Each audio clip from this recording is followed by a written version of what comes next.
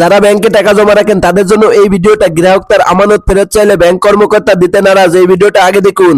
এটা আমার টাকা না, এটা কি গ্রাহকদের টাকা না? আমাদের টাকা দিচ্ছে না। টাকা না দিয়ে ওনাদেরকে বোনাস দিবে। আমার টাকা দিতে পারবে, কথা বলবেন না, কথা বলবেন না। আমার টাকা যদি আপনারা দিতে পারেন 100 বার ওয়াইন আসলাম ব্যাংকে ফাইজদার সালাম করবো, না হয় একটা কথা প্রতিবাদ করবেন না। আমাদের আন্দোলন আমরা চাই। টাকা ব্যাংকে আমি কেন রাস্তায়, আমি কে স্যার ওনাদের বেতন চলে, আমাদের ভ্যাট কাটে, ওনাদের বেতন চলে, ওনাদের বোনাস চলে। ব্যাংক নাকি প্রফিট না করলে আপনারা কিভাবে আমাদের সাথে আমাদের রাজনীতি টাকা করতে দিচ্ছে পারেন? না। আপনারা আমাদের টাকা না দিয়ে ওনাদেরকে বোনাস দিবে। একটি ব্রাঞ্চ চলতেছে প্রায় কি 20-30 লক্ষ টাকা খরচ প্রতি মাসে। এটা আমার টাকা না, এটা কি গ্রাহকদের টাকা না? তে এর ভরা হেয়ার কাট করবেন। কোথায় আমরা আমাদের বাচ্চা কাচ্চাকে নিয়ে কাজ করব, চাকরি করব, ব্যবসা করব, আমাদেরকে নিয়ে এসেছেন রাস্তায়। তারপর বলেন আপনার হাতে কোনো কিছু নাই, তাহলে চেয়ারে বসছেন কেন স্যার?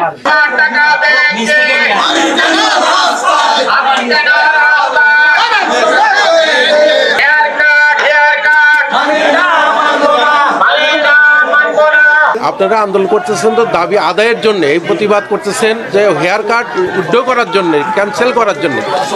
সেটা এই যে দেখছে, আমরা তো বলবো, এটাই বলবো যে হেয়ার কাটটা আমরা কিন্তু বলিও।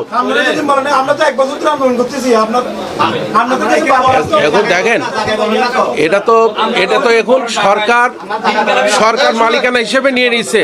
সরকার সব কন্ট্রোল করে, সরকার সার্কুলার করে। এখন ধরেন বাংলাদেশ ব্যাংক, আপনারা তো বাংলাদেশ ব্যাংকেও তো গেছেন, কথাই আছে না, বুঝতেছেন না স্যার? আপনারা তো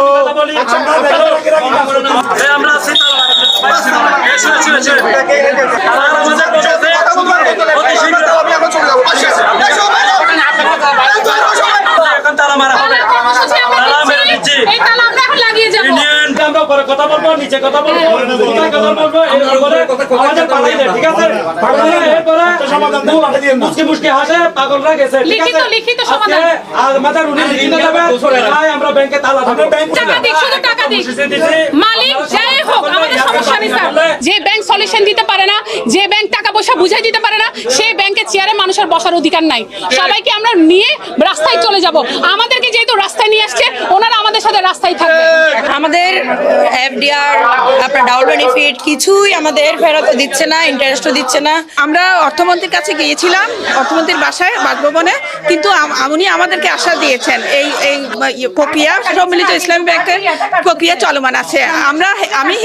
উনি তো হেয়ার কাট মানেই বুঝতেছেন, হেয়ার কাট আমরা বাতিল চাই, আমরা লেনদেন স্বাভাবিক চাই। 2024 ও 25-এর আমাদের যে মুনাফাটা দেওয়া হয়েছিল, ওটা নাকি এখন কেটে হেয়ার কাট করবে।